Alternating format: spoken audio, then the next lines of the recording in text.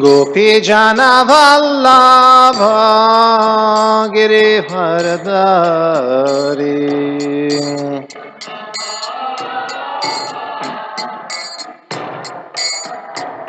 Yashoda Nandana Braja Janaranjana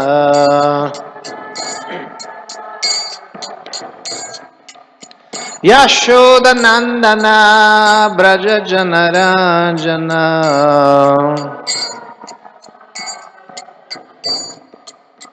Yamuna Tera Vanachari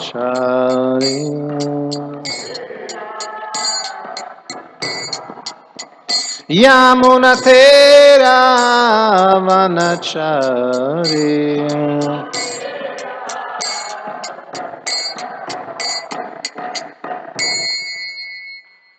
Jai Shri Shri Radha Madhava ki Shri Shri Kishore Kishore ki Thakur Prabhu.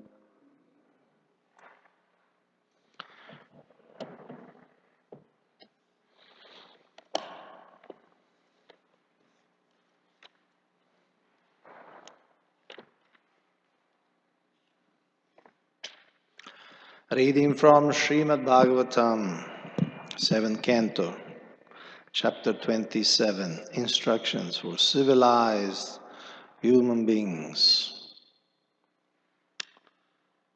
Text 27.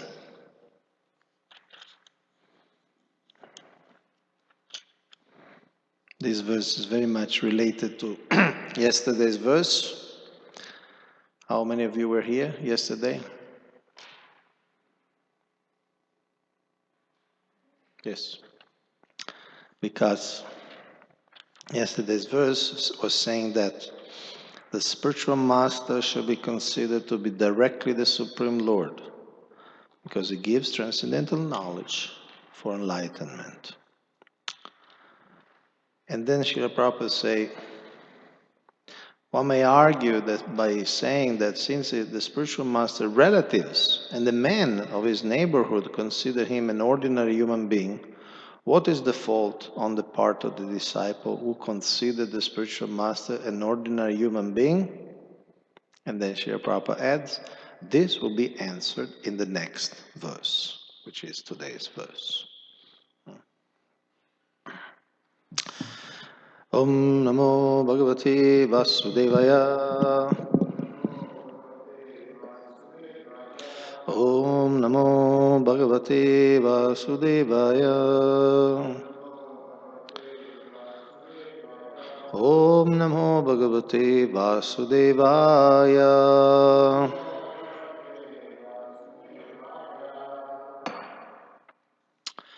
Eshavai Bhagavam Shakshat Pradhana Purusheshwara Yugeshwaraya Vimrigyangrir Lokoyam Manyate Naram Eshavai Bhagavan Shakshat Pradhana Purusheshwara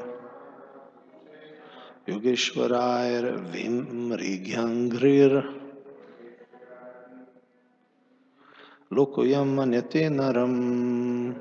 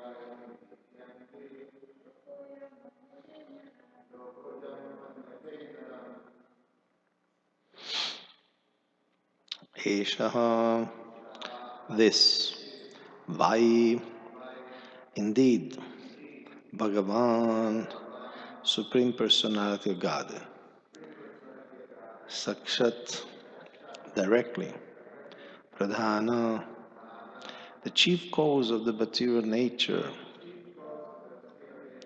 Purusha, of all living entities or of the Purusha Avatara, Lord Vishnu, Ishvara, the supreme control, Yoga Ishvarai, by great saintly persons, yogis, Vimrigya Angri, Lord Krishna's lotus feet which are sought, Lokaha, people in general,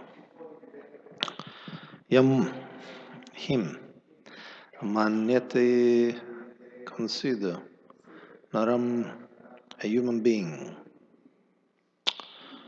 Translation, the Supreme Personality of Godhead, Lord Krishna, is the master of all other living entities and of the material nature.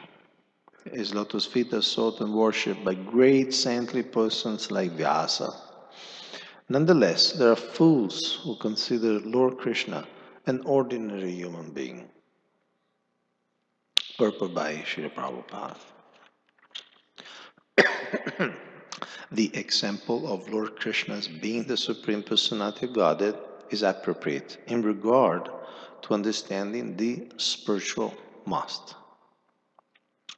The spiritual master is called Sevaka Bhagavan, the servitor personality of God.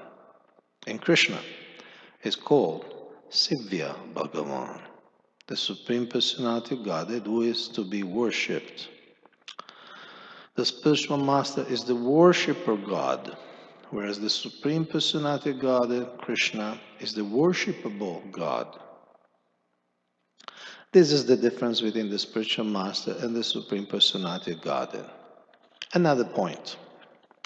Bhagavad Gita, which constitutes the instructions of the Supreme Personality of Godhead, is presented by the spiritual master as it is, without deviation.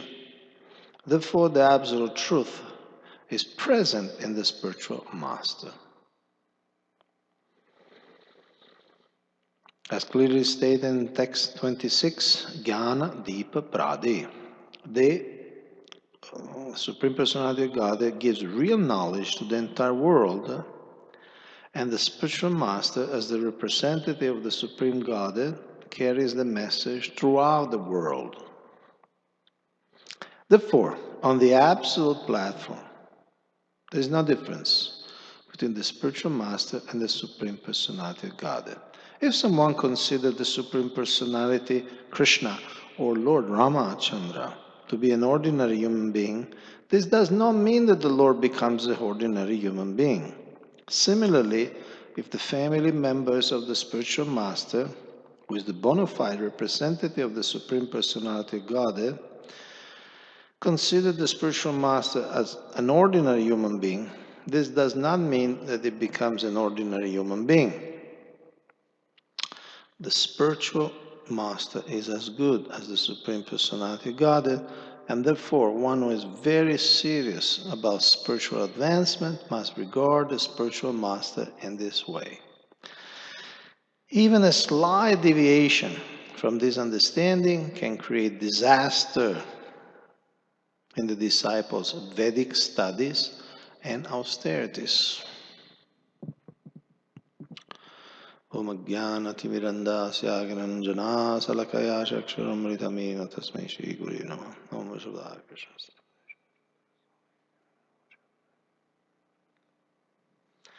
Namo Vishnupadaya Krishna Prestaya Bhutale Shrimati Bhaktivedanta Swaminiti Namine Namaste Saraswati Devi Gauravani Pacharne Nirvishesha Shunyavadi Paschatya Tarine Vansha Kalpatarubhischa Kripa Sindhu Vivasha Patitanam Pavanebhyo Vaishnavebhyo Namo Namaha.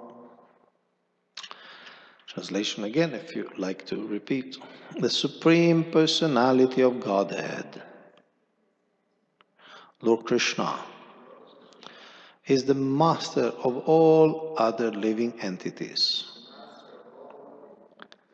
and of the material nature. His lotus feet are sought and worshipped by great saintly persons like Vyasa. Nonetheless, there are fools who consider Lord Krishna an ordinary human being.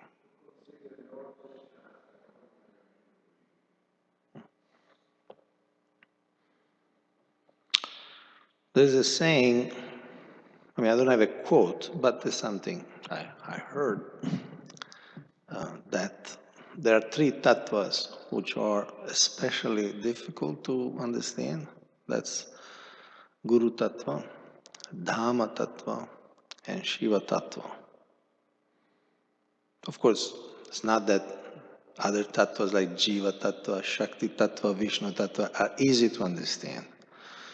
But these three are particularly difficult because they are so apparently intertwined with matter that it is hard to sometimes to distinguish.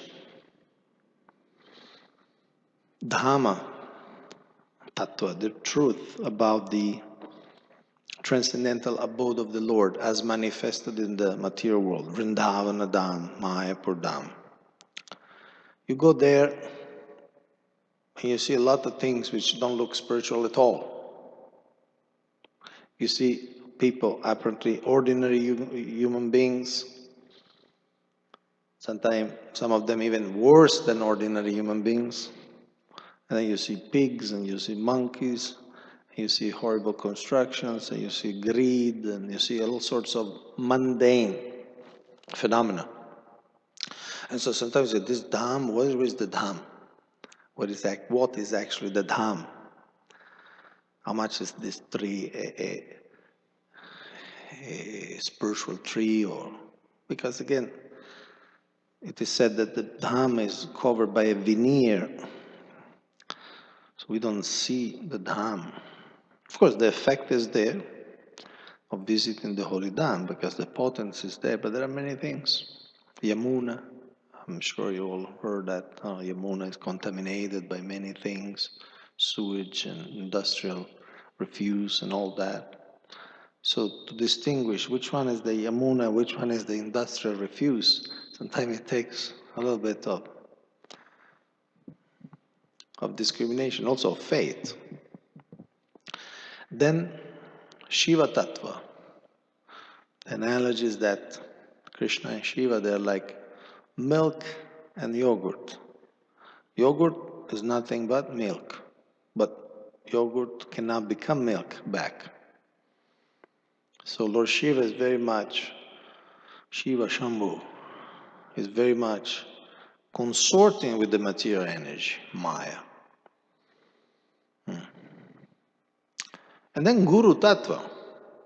Here, Srila Prabhupada ended the verse, the Bhagavatam stresses, not only here, but in other passages, like last verse, the spiritual master should be considered to be directly the Supreme Lord because he gives transcendental knowledge for enlightenment. So, in other words, he fulfills the Guru, Diksha Guru, Shiksha Guru, fulfills that function of giving knowledge. And Srila Prabhupada here in this verse says, the Bhagavad Gita is spoken by the Lord. And the Guru takes that message and he gives it to others. So it's on the same level, saying the same thing.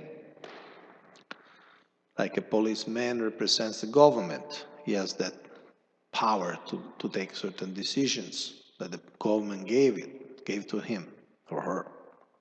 So the Guru speaks the Gita. Krishna says, Sarvadharman Parityaja. The Guru says, Sarvadharman Parityaja. So on the absolute level, Srila Prabhupada says, there is no difference. On the absolute platform, there is no difference. At the same time, of course, there are differences because the Guru is Jiva Tattva. Jiva is a soul. And Krishna is a supreme soul, super soul. And therefore, there's this technical description.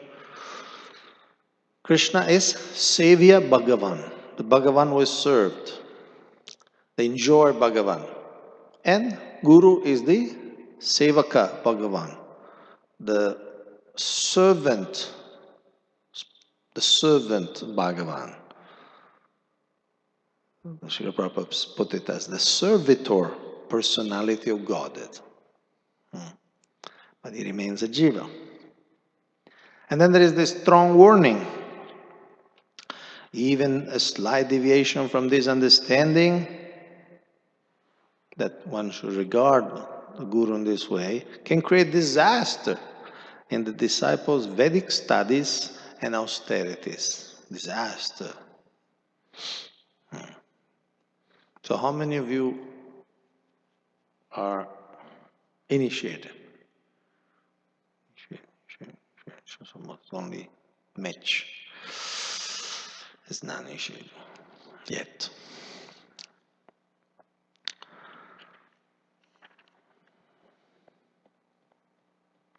So this is a very important consideration because there are many gurus, especially in a multi-guru society like International Society for Krishna Consciousness. I believe we're now about 74 active gurus.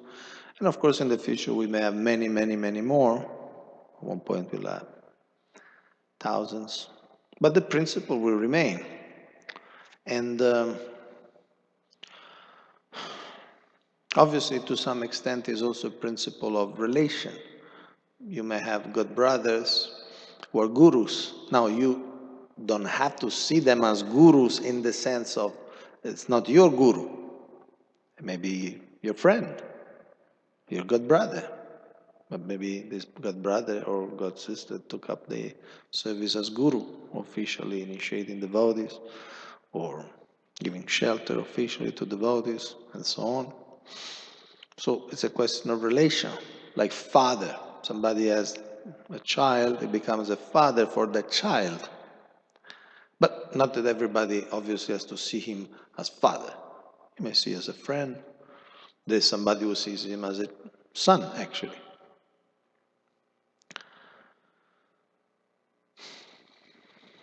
But the disciple should have this deep respect for what he receives from the spiritual master. He should see as non-different. This is the Achintya Veda Veda Tattva philosophy in practice, in the daily life, we could say. Not just theoretically, but practically. This person represents God. You should see him as Sevaka Bhagavan, which are strong words, because we could just say Sevaka, or no, Vaishnava, or Mahabhagavata. You could say a number of words. Why you have to call him Bhagavan? Sevaka Bhagavan, the Bhagavan who serves, the servitor personality of Godhead. So the principle of Guru Tattva, how that principle manifests in a human being, and how the principle can manifest and unmanifest also. Some people, due to their devotion, to their hard work and devotional service, come to play that role. But then for some deviations or some distraction, they lose that position, that role. Obviously, somebody who is not anymore in the spiritual standard, in one sense, of course, you cannot say, oh, he's representing God. So that potency was there, then it's not there anymore.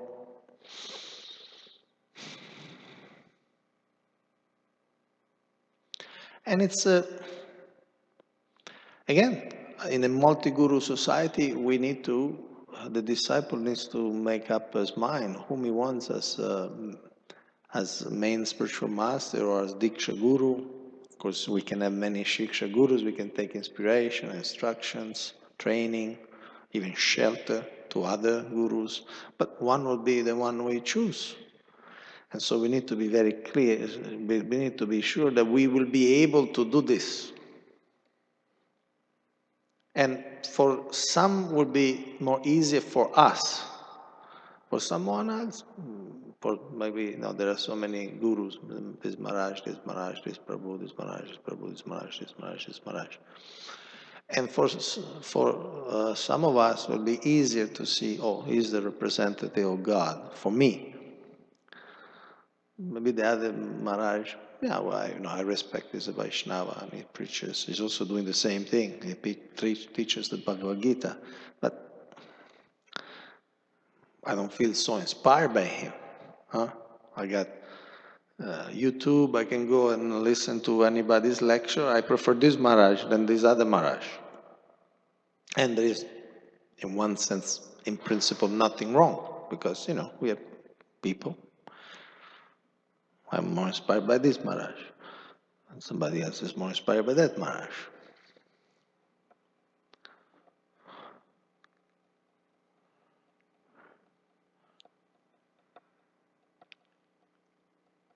And the problem, one more problematic aspect is when the disciples grows up in the sense it advances, it becomes senior, he starts having his own opinion about things, his own conclusions.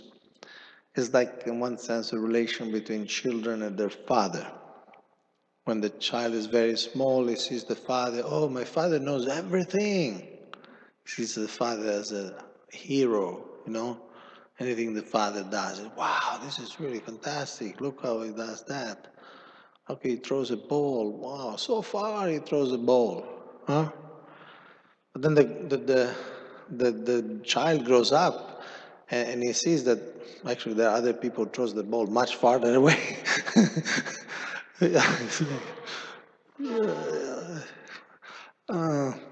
And then he sees, and then there is sometimes the teenagers' years, there's this spiritual rebellion or just relativize the parents.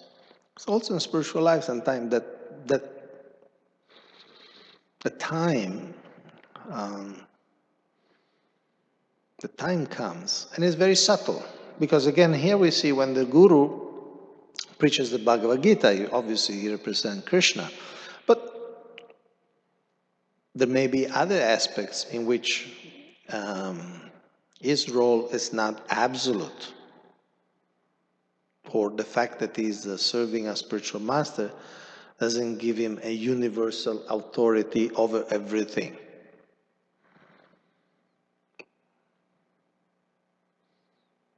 Like, for instance, say there is a temple structure, temple zonal structure, hierarchy, this way of making decisions. Say maybe you decide, okay, we need, I don't know how you are set up, but say there is a temple council, okay, certain decisions have to be taken by the temple council, okay. So somebody who is not part of the temple council, maybe is a guru, but he's visiting, but the fact that he is representing God as a speaker of Bhagavad Gita, especially to his disciples, and they have to see him as Sevaka Bhagavan, obviously doesn't give him the power to decide anything you want from the temple, if there is already a structure in place. You can just walk in and say, repaint the temple room. Maharaj, wait a minute, we have a system to come to that conclusion. We have a temple council, you can suggest that, or you may want to join the temple council if you want to be here, you're welcome, but you can't just say, repaint the temple room, or what to speak of, bigger decisions. So, these things need to be understood, practiced. We are a young movement.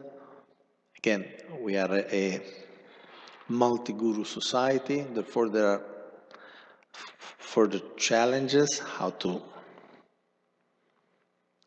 align, balance, and integrate, harmonize all the roles we have. And of course, in some other maths, it's more easy because the guru is everything. So he even sometimes owns the place. This is mat, or this is monastery. No, and he's the boss of all levels. And so it's like the whole thing, the administrative and spiritual power, it's one person. And, in one sense, it's easier. Easier, I don't say, doesn't mean better. Not that everything is easier is better. But it's easier. Okay, he's the man. Do this, don't do this, do this, don't do that. He initiates everybody. So people join that mat. But no, who should I take initiation from? Because there's only one guru. And if somebody else wants to become a guru, he has to create his own mat. And then at the end of his life, the guru says, okay, this is my successor. Next guru is this person. So it makes things easier. Of course, there are problems with that. One problem is that you can't really expand Krishna consciousness all over the world with that system. Because the fragmentation is intrinsic in the system. So the multi-guru system that Srila Prabhupada envisioned, he talked about now thousands of gurus, acharyas, like that. It's more difficult because you got to respect, there are more complex relationships. In one mat, okay, this is Sevaka Bhagavan, the guru and everybody, okay, Sevaka Bhagavan, is a one guru puja, one Vyasa puja. And it's easy. But in a multi-guru society, you got your gurus, or you have your guru puja, you got another guru, he has his guru puja, these are disciples, and we have different roles. Of course, we respect everyone, what to speak of those who serve as gurus and everything. But again, that doesn't give them an administrative power over everything like that. And we are learning as a society. We are learning how to all these lines of authority, line of influence, how to harmonize, and we're working on it. We're working on it.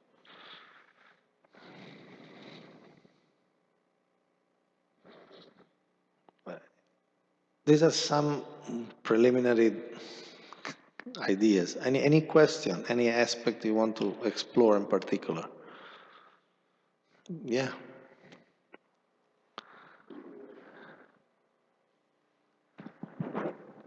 I was just thinking in this principle of cooperation that Prabhupada instructed, his last instruction, and that, experience that is actually, I tend to think that there is because, Prabhupada could have said so many things, but this specific principle of cooperation is not a very simple thing to achieve. And if you can, touch on this principle and then how to be aware of pitfalls and how to, help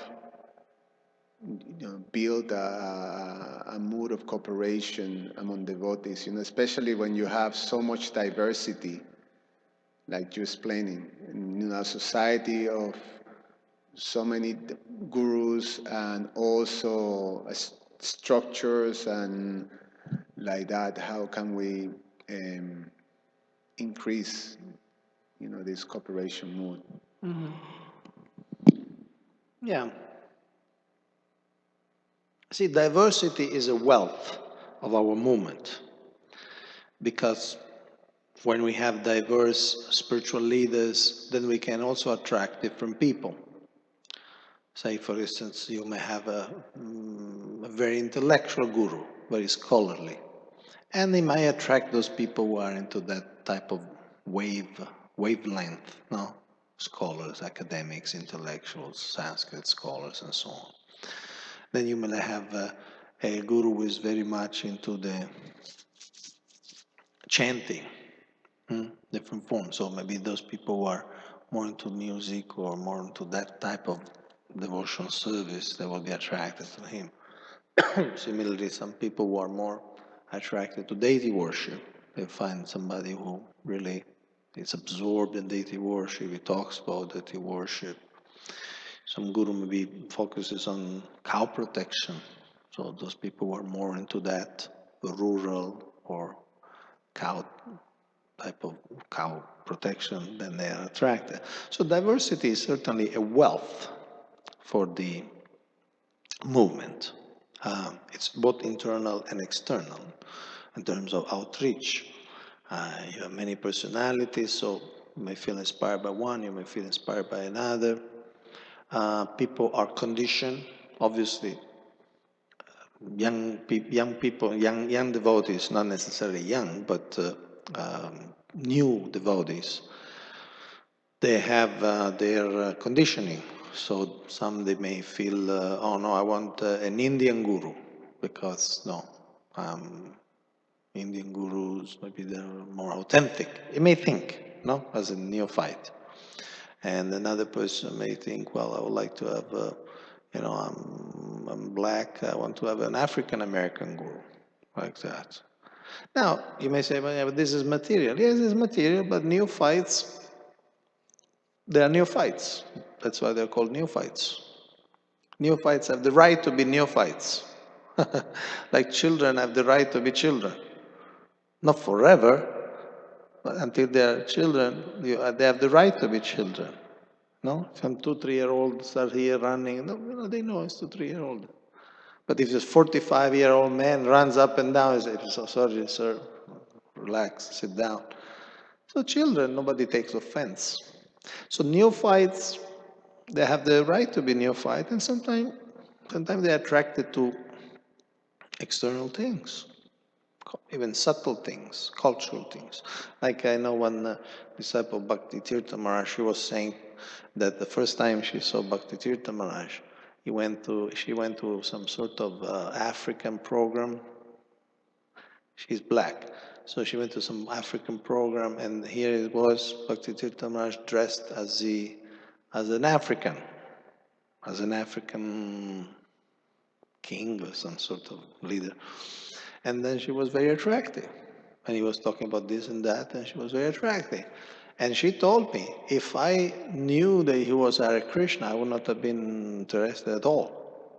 But later on, after she established a relation, like, oh, he's very enthusing, charismatic leader, then he saw him also as dressed as sannyasi, Hare Krishna sannyasi, and she was okay with that.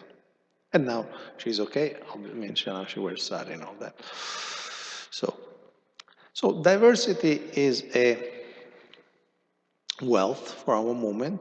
We shouldn't be afraid. We should embrace diversity, but there should be unity also.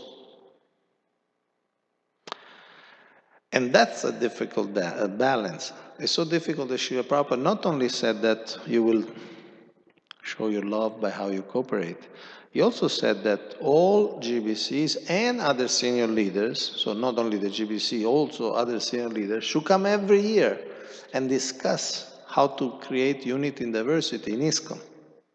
Every year, he said.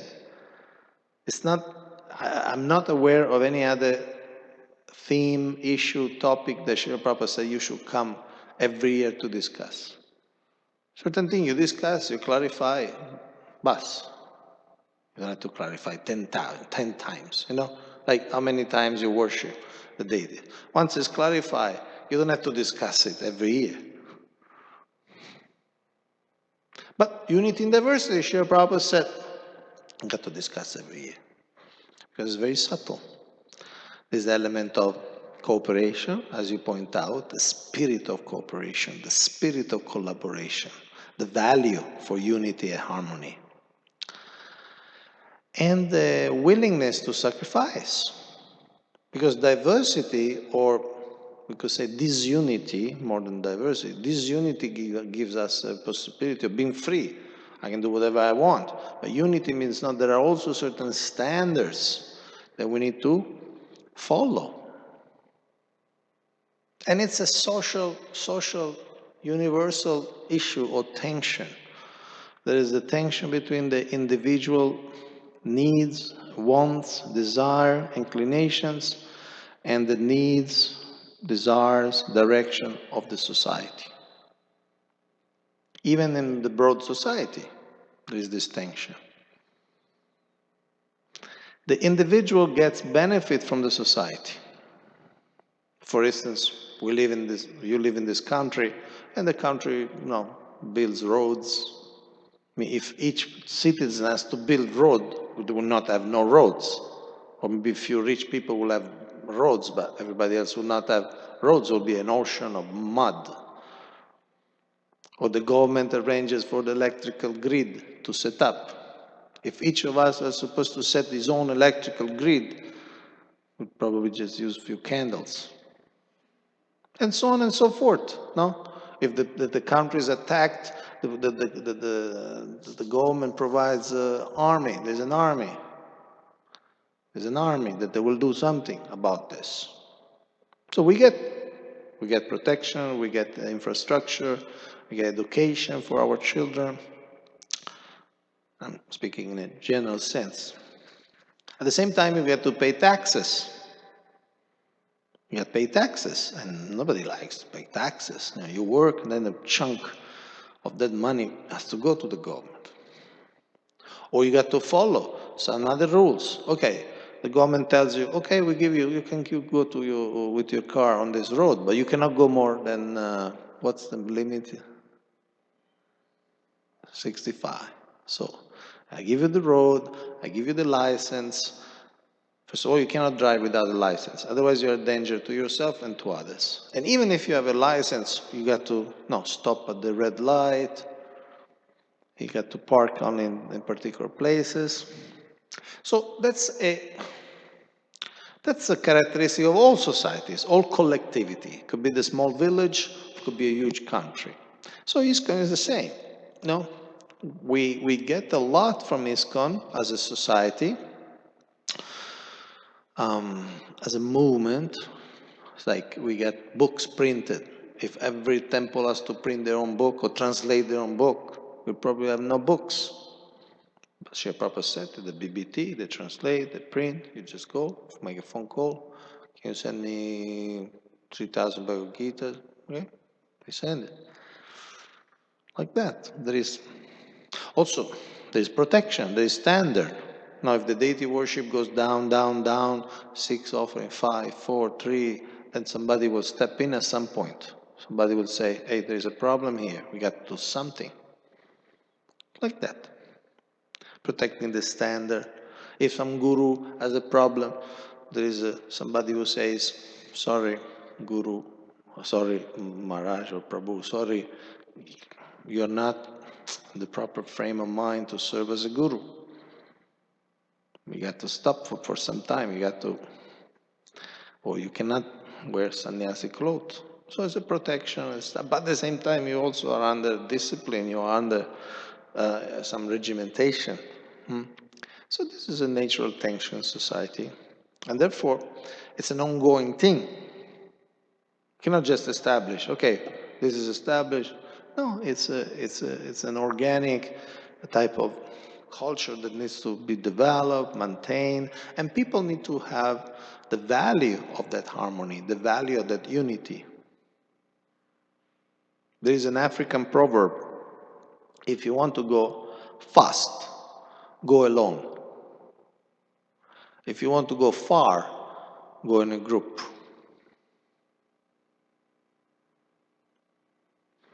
Because sometimes, just being free, I can do anything I want. But then there is a limit. There's a limit. Okay, somebody's an empowered preacher. Let's go open a temple here. You get some disciples, you get some people. Okay, let's a temple. But then, how do you know if all your work, who is going to protect that work? Who is going to preserve that work? At least ISKCON will take care. There's a deity that's established with permission of ISKCON. There's a property. Maybe when you die and maybe your disciple, maybe they're not taking care, somebody will take care. So there is the sense of preservation. But these things have to be appreciated as a value. Value means something you're ready to spend for. Means sacrifice some of your freedom, sacrifice some of your independence for the common good or for the common harmony. And so these things need to be assimilated, stressed. People need to talk, come to common conclusions. And part of it is that if the collectivity makes a decision, you may not like it, but you go along. Because for you, the harmony is more important than maybe your personal perspective. Like in a temple council, get 10 people. Should we do this or that? 8 vote yes, 2 vote no. But the 2, they should also go along. It's a part of ethics, part of character. No, I accept the system. And of course, the system is giving me a lot of benefits. At the same time, I also need to repay the system by this type of attitudes like that.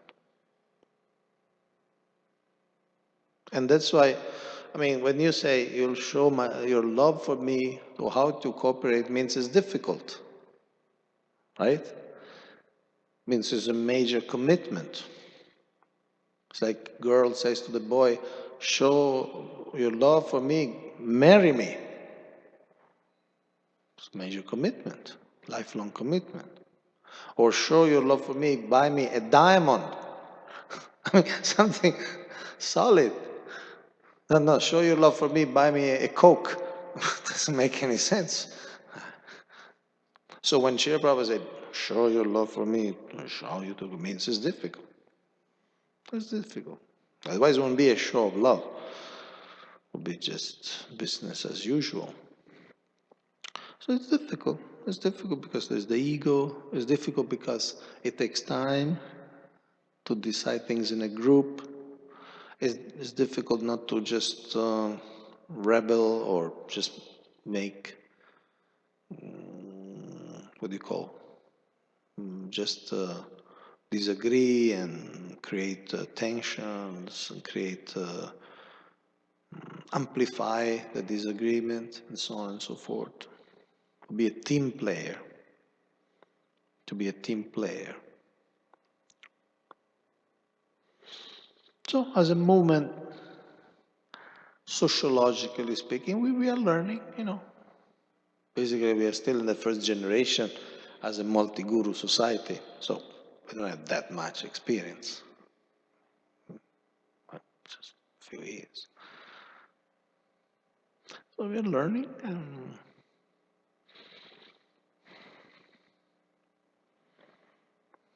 and we have to understand what cooperation means. See, cooperation has got two meanings in the dictionary. One is cooperate, to operate together, means work together on something. We work together. The other meaning of cooperation is obedience, obey. So the two meanings are different. Because cooperation, when you say, okay, let's work together, let's collaborate on something, it's a more like horizontal type of relation. When you say obey, it's more like a vertical. You're on top and I'm on the bottom, or vice versa. It's like you say, cooperate with the police. Doesn't mean you also put the cap and you start driving the car. No, cooperate with the police means you obey. The police says stop, you stop. The police ask you, show me your driving license, you show the driving license. That means cooperate with the police. So sometimes one issue in the ISKCON is that we use it interchangeably, no? When we mean to say we need to cooperate, I actually mean you need to obey to me. Prabhu, please cooperate. Means listen and do what I tell you to do. I'm not saying cooperate in the sense, okay, we sit down and we work out and we work together on something. So it's a word which has kind of double sword. What do you mean by cooperation? You can say, you have to cooperate with me. No, it's you who have to cooperate with me. No, we have to cooperate together. That's the meaning of cooperate. It's subtle because, see, culture is expressed by language. So how you use your language, it creates a culture. What we mean, what do you mean by cooperate?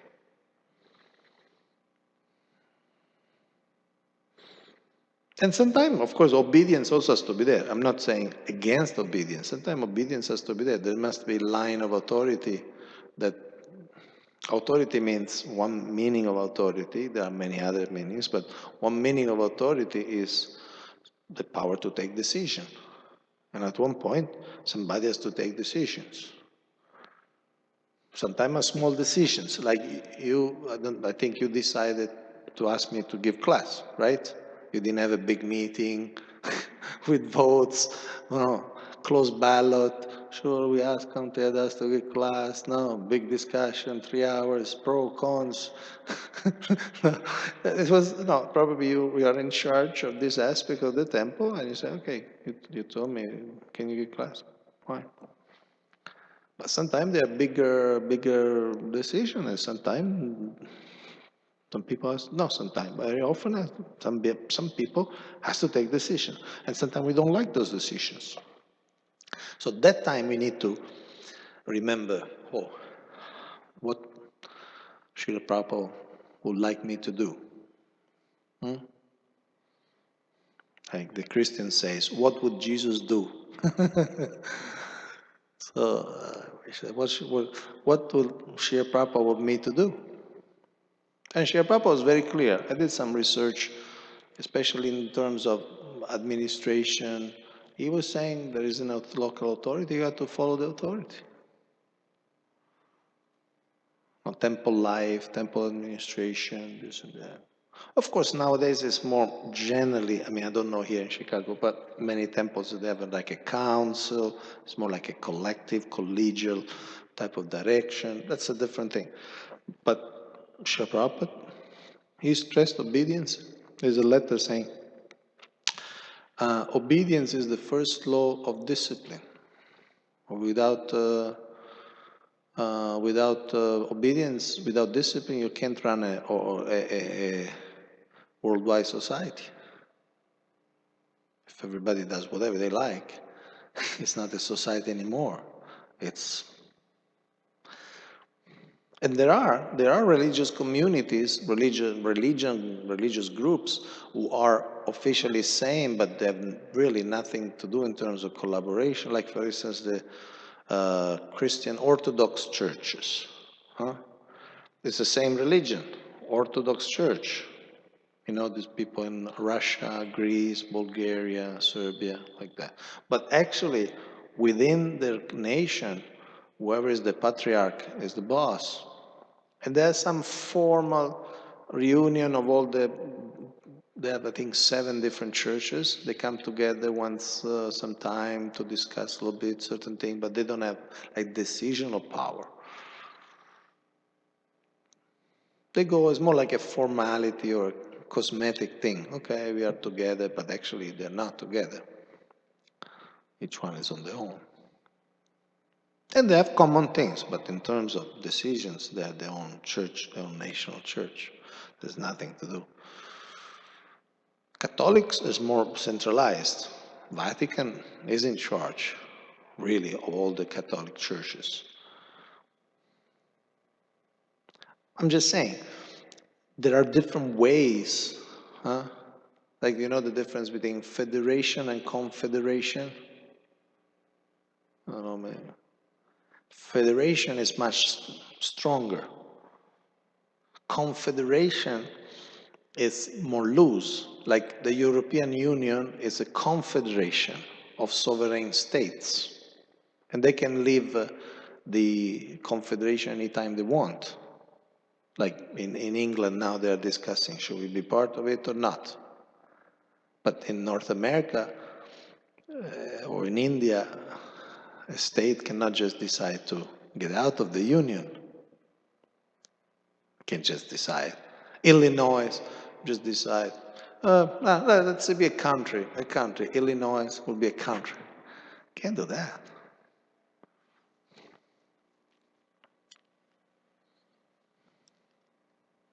So it's a federation. You have, no, Illinois has got their own laws, they have their own Supreme Court, they have their own police, but for certain things, it's the federation. Illinois doesn't have an army. It's the army of the United States of America.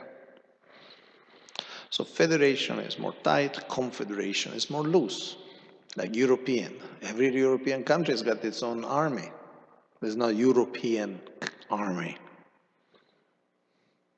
I'm just saying that we need to, at one point, we need to understand what kind of movement, how the movement looks if we use cooperation. And that cooperation will be there, I mean, should be reflected in the legal aspects, it should be respected in the administrative aspect, in the spiritual aspects. There are many aspects. And now we are a young movement. We are now becoming aware of what does it mean to be a worldwide movement. We are gradually becoming aware and exactly what kind of structure we want.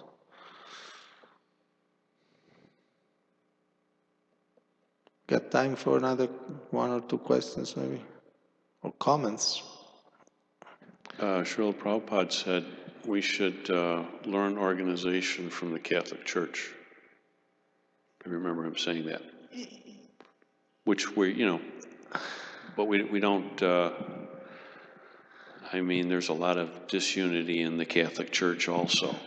But they, like you say, the Vatican is the, Washington, D.C.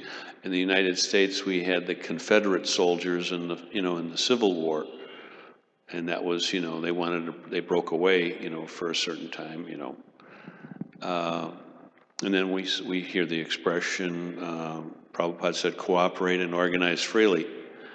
And then, when you say cooperate, you can also add, thank you for your patience, cooperation, and understanding. So, the words get in there and bring you together a little better, because like the words are kind of ambiguous. Cooperate, well, okay, but with everybody, so people get confused, but I'm glad you brought these things up, they kind of clarify things, but well, they also say too many chefs spoil the broth, or too many chiefs and not enough Indians, Yeah. And then they say, like, bury the hatchet and smoke a peace pipe. These kind of things kind of bring people together a little better. But this is the age of quarrel, and everybody's, short-lived, misguided, and most of all disturbed. So we got to bring that into, consideration. But I'm looking at Mayapur as kind of like the Vatican, It's just kind of it's kind of sprawling out that way, but that's interesting. So you're in the realm of Mayapur mostly, right? You're seeing. That's where I live. Yeah, that's my home. Yeah. Yeah. So things are. I mean, like, I think that the temple was supposed to be completed in about 7 years. That's the goal. Are the funds still coming in, or is there a little disruption here and there and stuff? There is. Well, you may have heard the recent disruptions. I don't know, the major collector kind of. Radha Jivan? Yeah, you heard. We heard something, yeah. So yeah, there is some. What do you call? Maybe something that. Discord. Discord. But not only discord. I meant more that there is some disruption in the work, at least, But no, they're on top. They are. Let's see. He was the main collector, so let's see what would be the alternative to him and how the things will progress. Of course, ultimately, it's in the hand of Lord Chaitanya. We don't depend on a particular jiva, but from the particular logistics, it needs a little bit adjustment. The things are going on. Because, like, without constant funds coming in, things can't manifest. Yeah, of course, you need a lot of money. It's a bit about $500,000 a month you need. Oh, wow. To keep working steadily. Yeah. Oh, interesting. which is, more than $10,000 a day. How many The workers? materials, the workers, everybody, the engineers, and everything, to keep building. Yes. There's many aspects, especially now that the structure is there. You can Yeah. work on this, if you work on this, if you work on this, if you work on this. So to keep the thing going, you need to Right. feed this thing. How many workers do they have actually doing the not work? sure. You don't, maybe 1,000 or maybe I 500? think less than that. Okay, I was just Thousands, kind a of lot curious. people. But it also, I think, depends on fluctuation. Again, if they have Right. more money, they can engage more people. I don't know right now. Yeah. There's this site, tovp.org or .com. You may Yeah. find the latest. We can check that out. Yeah. See, one thing, inspired by your point, one thing we need to understand is some things are not problems to be solved. I'm not talking about TOVP, I'm talking about the relation or cooperation, collaboration, and so on. Some things are not things that problems to be solved. They're more like polarities to be managed. Huh? They will be there, and again, they also enrich our movement, but they need to be managed so that they don't become toxic or they don't become too confrontational and so on and so forth. There's a saying, if you want a revolution, revolutionize yourself first. That's also Bring there. about the change you want to be within yourself first. No, definitely. That's a very good point. In other words, we are here for self-realization. If we become distracted by that, from that effort, we may become very easy to become political in a mundane way, If we disregard our personal path of purification, our personal path of dedication, sacrifice, abnegation. And part of that sacrifice is to cooperate. It's just part of the package, It's like getting up at 3:30, 4 o'clock. It's part of the thing. You may not like that part, but it's part of the thing. Brahma Murta. Unity and diversity. Yeah. There should be enough unity that the movement is actually homogeneous. But there is room for a lot of autonomy, a lot of creativity, a lot of personal expression. There's plenty of room for that. Yes. Thank you. Thank you, Prabhu. So we'll close here. Thank you. Thank you for your attention, your contributions. Grantara, Srimad Bhagavatam ki jai, Srila Prabhupada ki jai. I expected more questions on the guru, but we went a different way. It's fine. Hare Krishna.